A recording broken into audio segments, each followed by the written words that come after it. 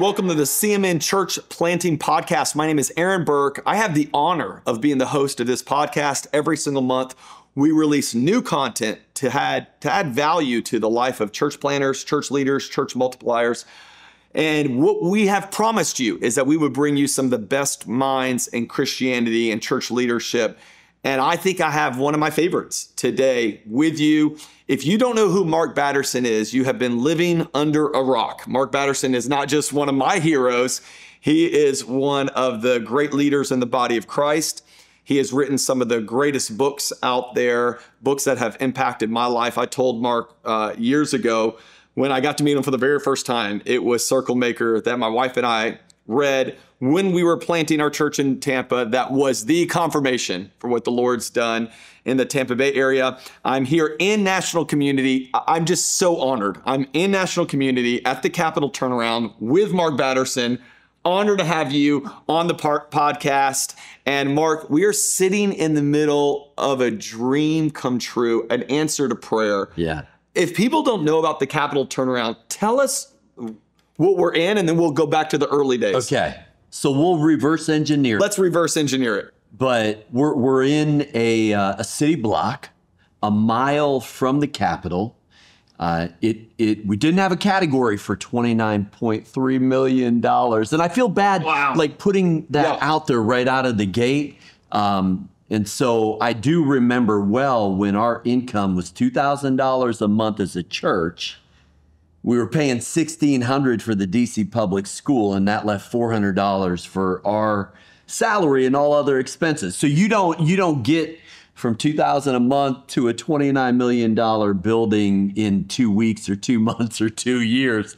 In fact, maybe not even 2 decades. I mean, so that's a quick time lapse. But we're believing for the third and fourth generation. That part of our theology of the city, Aaron, is plant gardens, build houses, do things that'll make a difference 70 years from now. So we feel like God gave us a footprint, not just a footprint anywhere, right at the original gateway to the nation's capital, which is spiritually significant.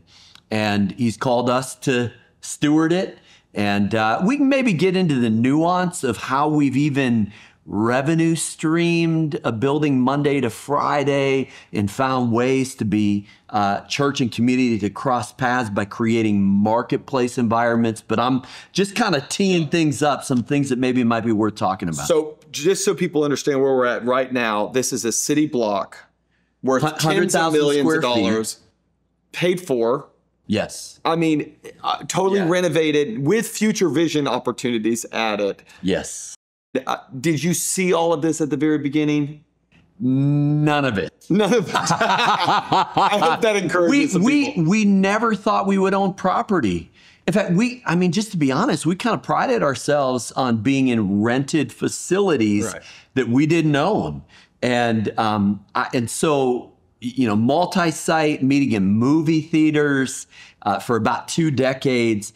And then the Lord gives us this city block. And I love the way that John Tyson, who pastors in New York City, John came and spoke for a revival. And when he saw the building, and they have the same real estate challenges in New York City, he said, God didn't just give you a building, he gave you a new philosophy of ministry. And so we had to, about 23 years in, learn how to do church in a totally different way. To go from your pack and play, set up, tear down in 7 campuses to really a whole different trajectory by having this city block that now we are strategically building out in phases. So we have about half of the building built out, and we have another half to retrofit. And so we will not get bored anytime soon. I love that. All right, let's go back to the beginning because this wasn't your first go around too when it comes to church planning. Yeah. Okay, and I think we are listening. Our audience is a lot of church planners, future church planners. Yeah. And they look at a Mark Batterson and they go, but he's just wins at everything. And there's been some real pain, some even fails along the way that have got you to your victory. Can you talk us through that? Yeah. Well, at 22 years old, was in seminary, had a 25-year plan for a church plant, which I now, like, I can't even see, 25 weeks out hardly. But we gave it the old college try, and we had a core group, church name, bank account kind of set up, but it never quite took off. And so our first attempt was a failed church plant. It was embarrassing. We had cast a pretty good vision and actually raised some money to do it. And, but it failed. And that was in the Chicago area. And it was that failed church plant then that opened us up, like, Lord, we'll go wherever and do whatever. And so we ended up packing all of our earthly belongings into a 15-foot U-Haul, made the move to DC, and we've been here now for 28 years. I want you to talk to the pastor who has tried. Yeah. It didn't work. Yep. What made you try again? Can you encourage them? Yeah. Well, I think it was scary trying the second time. Right. In fact, probably the fear factor was a little bit bigger because if you fail once, it might be an anomaly. If you fail twice, it might be saying something about you. And so it was scary. And we started with a core group of 19 people. So listen, we had the joy of being on the CMN team. Right. But CMN didn't exist then. Like I wasn't going to boot camps. I wasn't going to launch. We had no clue what we were doing. So we started with 19 people, and it was a really tough from the get-go. So we could have, a year in, we were still 20, 25 people. So we could have easily folded up shop.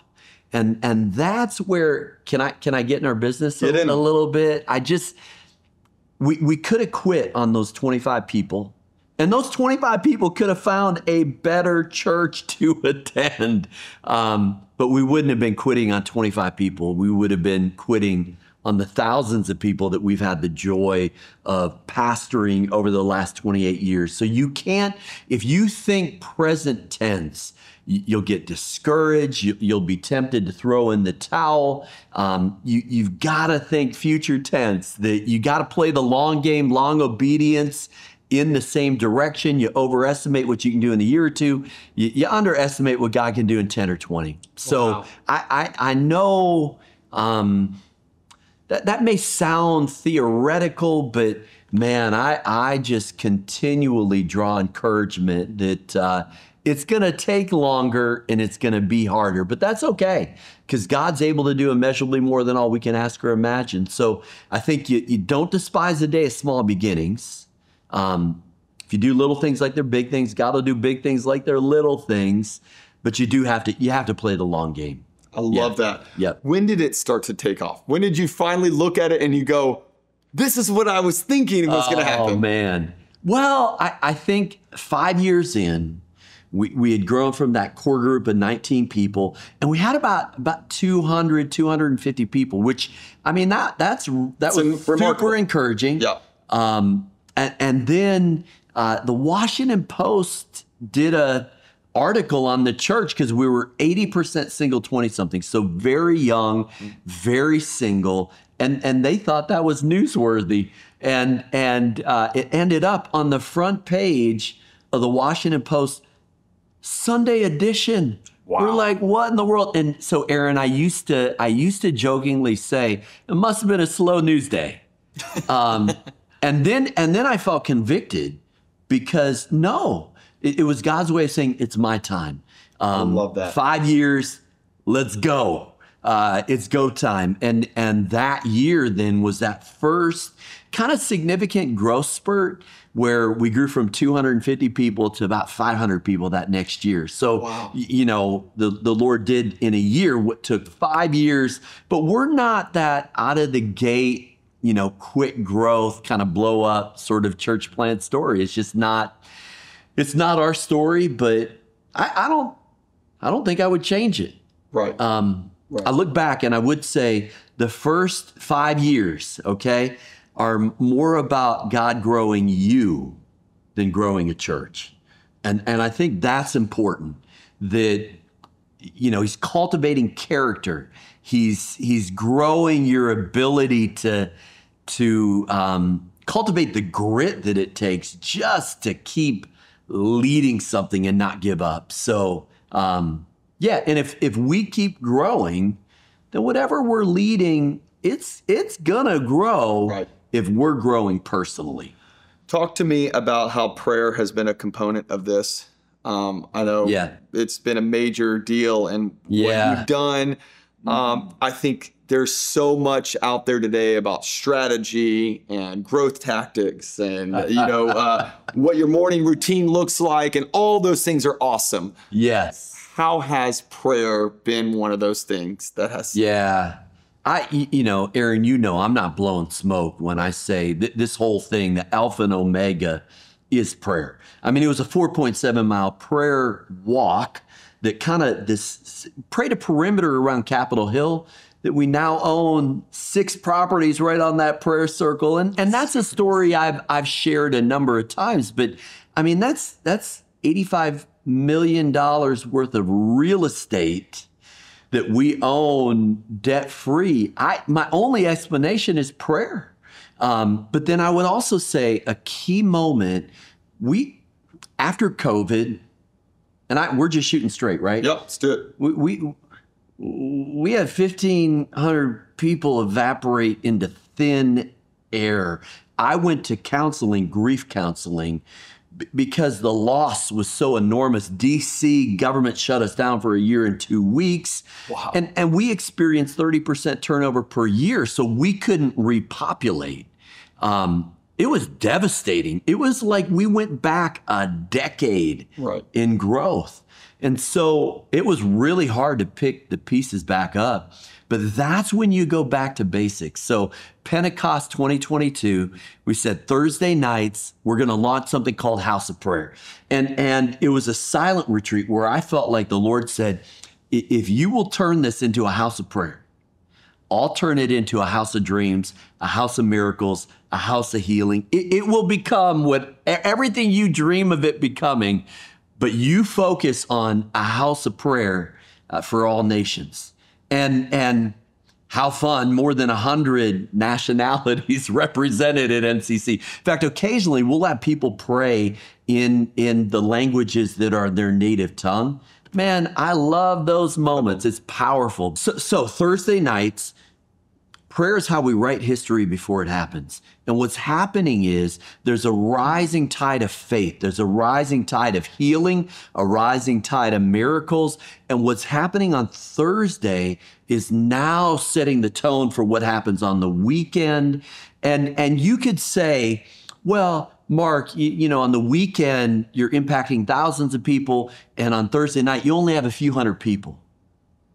Well, the last time I checked, there was 120 people in an upper room that turned the world upside down. Right. So we actually have an artist who painted a picture of the DC skyline upside down for our House of Prayer logo, because that's what we believe. We're going to turn this city upside down through prayer. So it's that consistent prayer engine.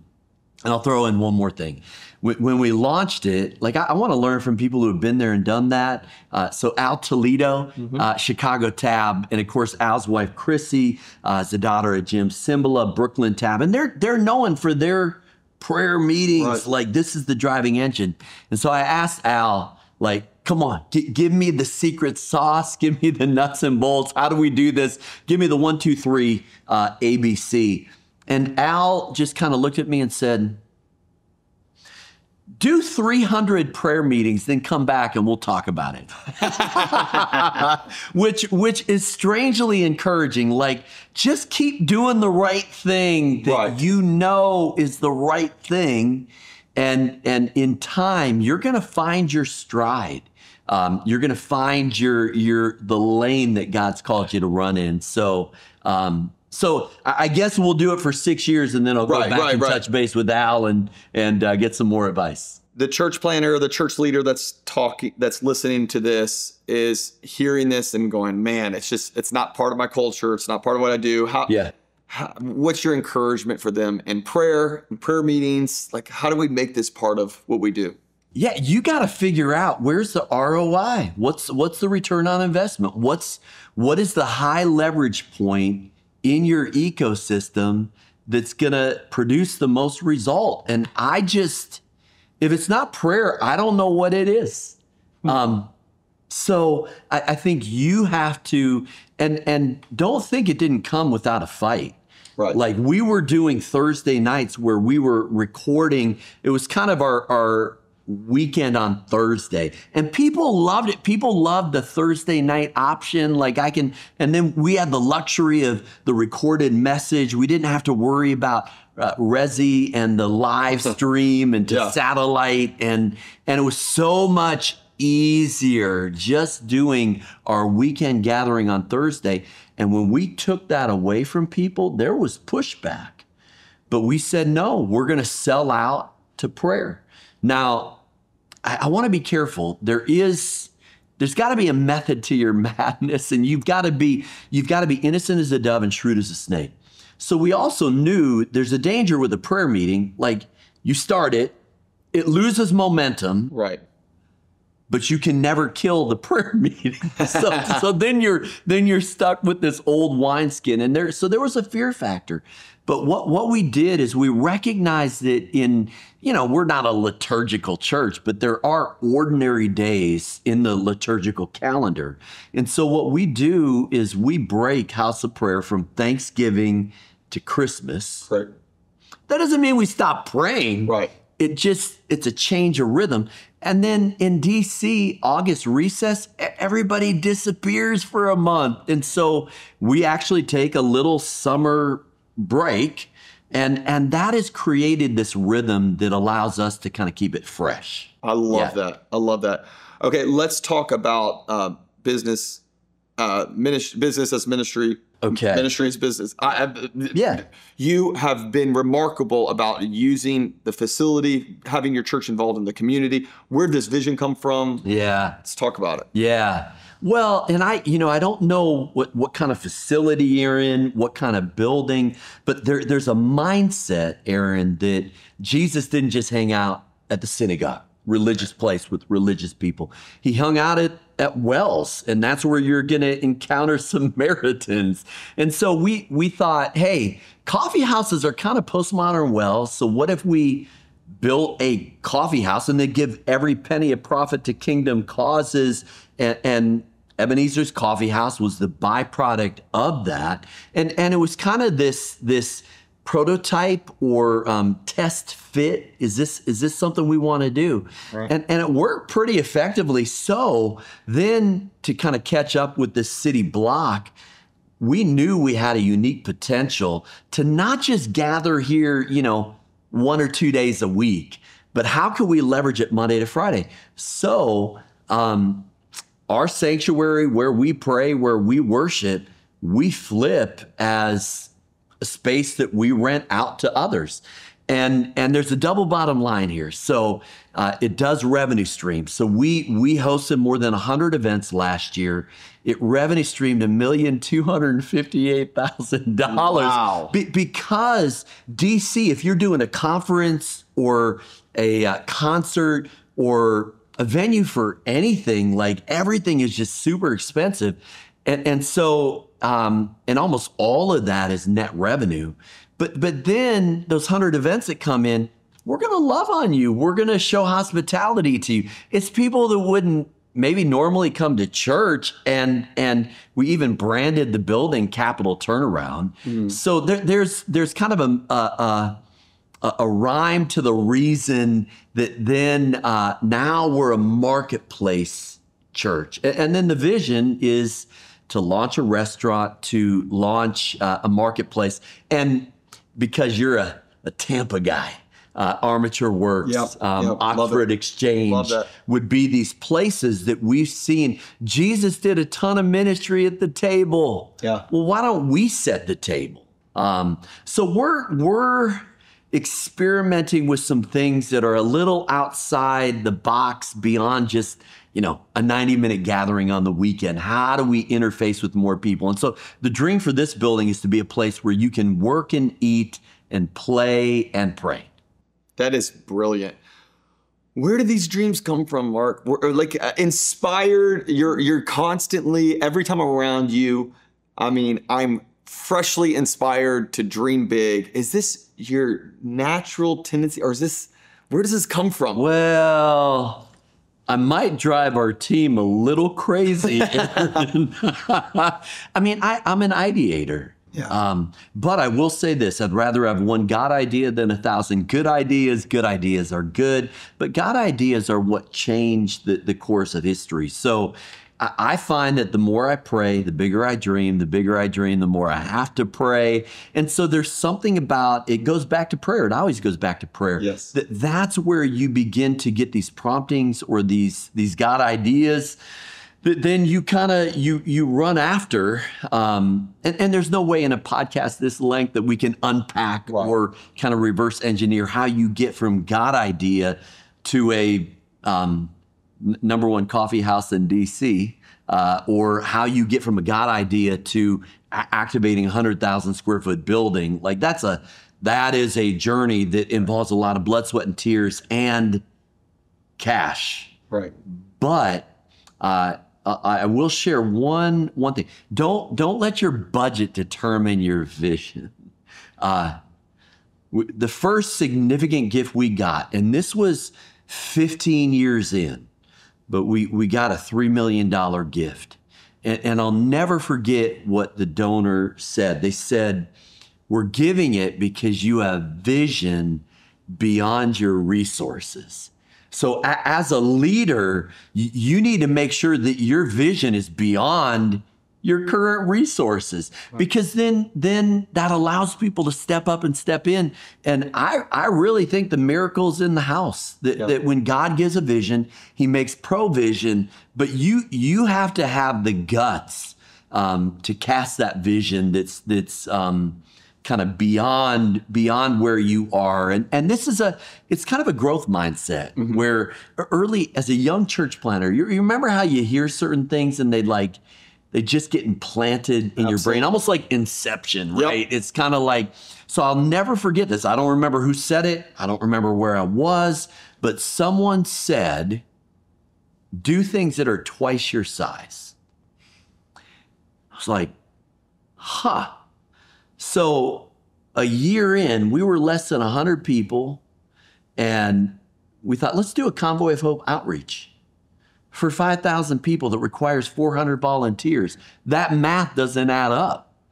But we cast the vision, and we had volunteers coming from other churches, and people rallied around it. So the exhortation maybe is, do things that are beyond your current budget, beyond your current staffing. You have to take those steps of faith and then see what God favors, see what he blesses, and you kind of, you grow into it.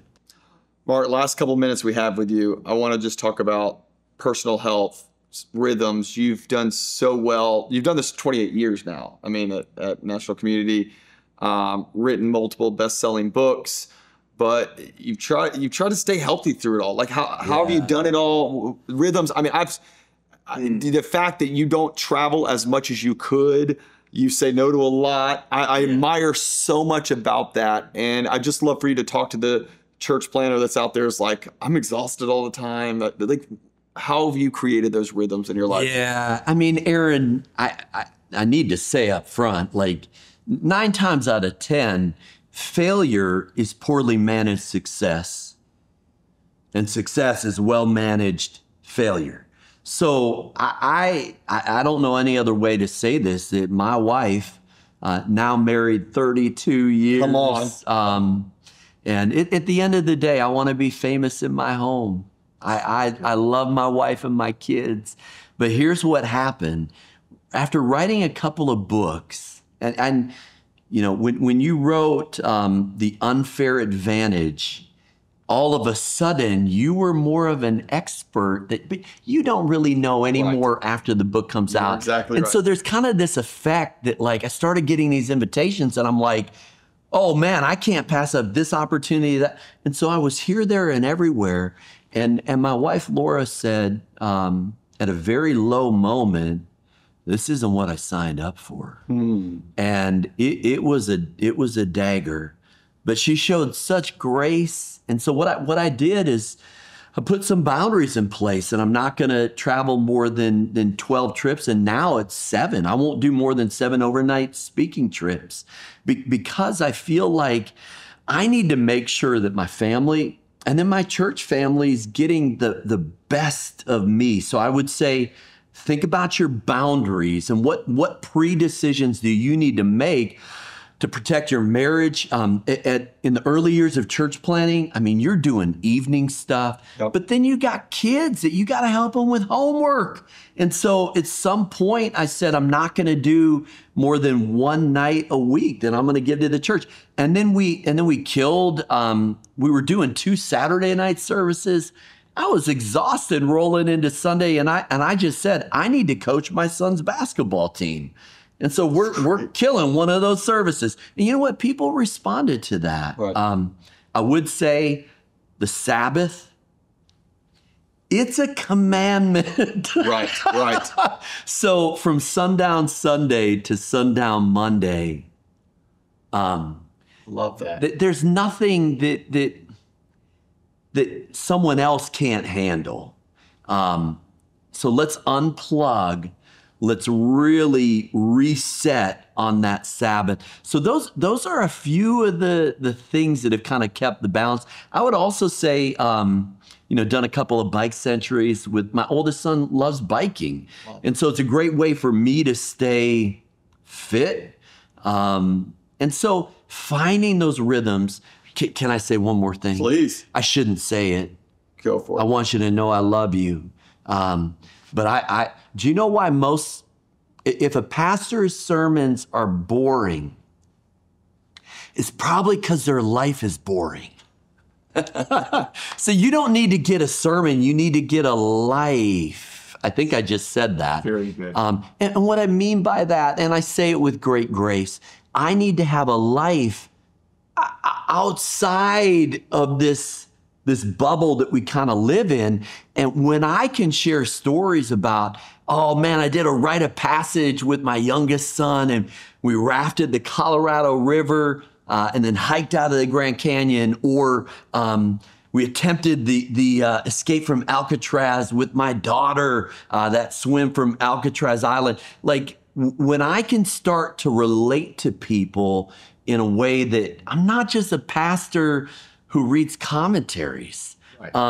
Like I'm living a life, and then I also better say, we got to humanize ourselves with the mistakes, with the challenges, with the obstacles, with the letdowns, the disappointments, the doubts.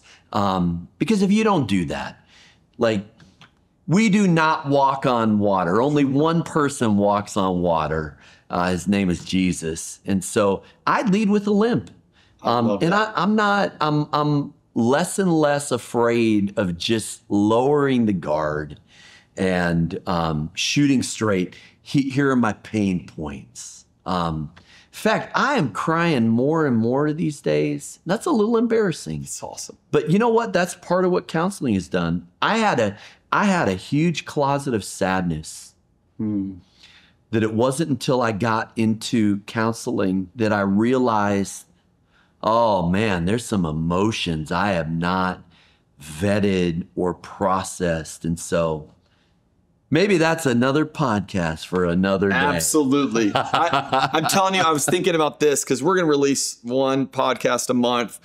And if you're part of the CMN tribe, let me just say, we're going to have Mark on again because, well, first of all, Mark's part of this tribe. Mark helped start this tribe. And we just thank you for Are you calling me old? I'm not calling you old. I'm calling you wise. You have become a sage for us all. But the CMN tribe is so awesome. And if you want to get to know more, first of all, if you want to plant a church, you're inspired, dream big in this, go to iwanttoplantachurch.com. Check it out on the Church Multiplication Network's website or come to our conference. We do an annual conference every March. It's always a huge win. We'll be in Houston this next year, but we're going to have Mark on again. I want to talk in the future about this kind of stuff. And I even want to talk about book writing. I mean, I'm telling you, one of the greatest authors out there, and you have done so well with that. So we'll do this again. But Mark, thank you for your leadership. Thank you. If you're ever in the DC area, check out National Community. And I'm excited what God's doing through the Dream Collective with you guys and ways that people can be involved. Just take 1 minute. How can people be involved and hear what God's doing here? Yeah, the Lord said, kind of in no uncertain terms, do more things that don't have your name on it. So we just felt like, we've been multi-site for 2 decades. It's not that we're not doing that, but we want to do things that don't have our name on it. And that means planting churches, just leveraging anybody with a kingdom dream. And it could be business's mission. It could be anything else. But Dream Collective is kind of our way of having a kingdom mindset and hopefully a kingdom investment that's beyond just whatever has our name on it. I guess that's the heart behind it, Eric. Love that. Yeah. Love that. You can check out more information on their website. It'd be awesome. Well, thanks for listening, and make sure you subscribe. Shoot us a message on Instagram, and whether it's the CMN Instagram or my own or Mark's, let us know how this has helped you, and we will see you next month on the CMN Church Planting Podcast.